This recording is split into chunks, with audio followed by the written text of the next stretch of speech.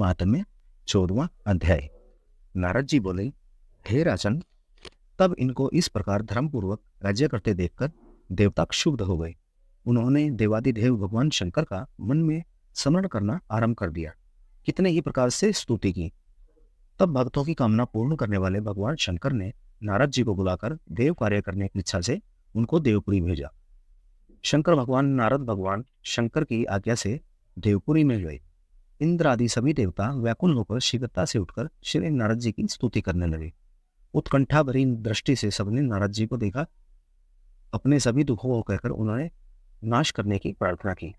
नारद जी ने कहा, मैं सब कुछ जानता हूँ, इसीलिए अब मैं दैत्यराज जलंधर के पास जा रहा हूँ। ऐसा कहकर और देवताओं को आश्वासित कर श्री नारद जी जलंधर की सभा में आए। जलंधर ने श्री नारद जी के चरणों को पूजा करके हंसते हुए कहा, हे ब्राह्मण, कहिए आप कहाँ से आ रहे हैं और कहाँ कहाँ पर आपने क्या क्या देखा है, यहाँ कैसे आए हैं, मेरे योग्य जो सेवा हो उसके लिए आज्ञा कीजिए। जलंधर के इस प्रकार के वचन सुनकर श्री नारद जी प्रसन्न होकर बोले, हे दानवराज महाबुद्धिमान जलंधर, तुम धन्य हो, क्योंकि इस समय सब रत्नों के भोक्ता एक तुम ही हो। हे दैत्य श्रेष्ठ, आप अब मेरे आगमन का कारण सुनिए, जिसके लिए मैं यहाँ आया हूँ।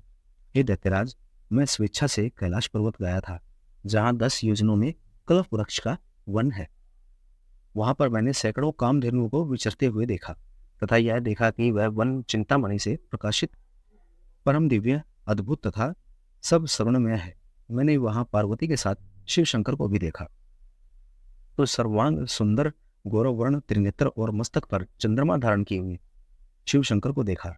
यह देखकर मुझे बड़ा आश्चर्य हुआ कि इनके समान समृद्धिशाली त्रिलोकी में कोई है या नहीं। हे दैत्येंद्र, उसी समय मुझे तुम्हारी भी समृद्धि का समान हुआ और उसे देखने की इच्छा से मैं तुम्हारे पास चला आया हूँ। यह सुनकर जलंधर को बड़ा हर्ष हुआ। उसने श्री नारद जी को अपनी सब समृद्धि दिखला दी। उसे देख देवताओं का कार्य करने के इच्छुक शिव प्रेरित श्री नारद जी ने जलंधर की बड़ी प्रशंसा की और कहा, निश्चय ही तुम त्रिलोकपति होने के योग्य थे। तुम्हारे लिए ऐसा कोई होना बड़ी बात नहीं। मैं देखता हूँ कि और तो तुम्हारे पास सब कुछ है और किसी बात की कमी नहीं है।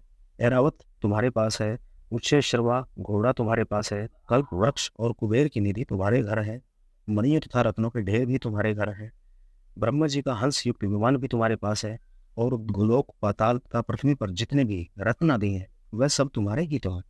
मैं तुम्हारे इस प्रकार के सब रत्न आदि ऐश्वर्यों को देखकर बड़ा प्रसन्न हूँ, परंतु तुम्हारे पास कोई स्त्री रत्न नहीं है। उसके बिना तुम्हारा यह सब फीका है। तुम कोई स्त्री रत्न ग्रहण करो। नारद जी के इस प्रकार के वचन सुनकर दैत्यराज काम से व्याकुल हो गया। उसने नारद जी को प्रणाम करके पूछा कि ऐसी स्त्री कहाँ मिलेगी जो कि सब रत्नों में श्रेष्ठ हो। यदि ऐसा रत्न कहीं मिले तो मैं आपकी आज्ञा से उसे अवश्य लाऊंगा।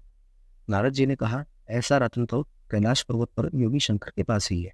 उनकी सर्वांग सुंदर पत्नी देवी पार्वती बहुत ही मनोहर है। उसके समान सुंदरी मैंने आज तक नहीं देखी। शंकर से बड़ा समृद्धिवान दूसरा कोई नहीं है। उसके इस रत्न की महिमा तीनों लोक में कहीं भी नहीं है।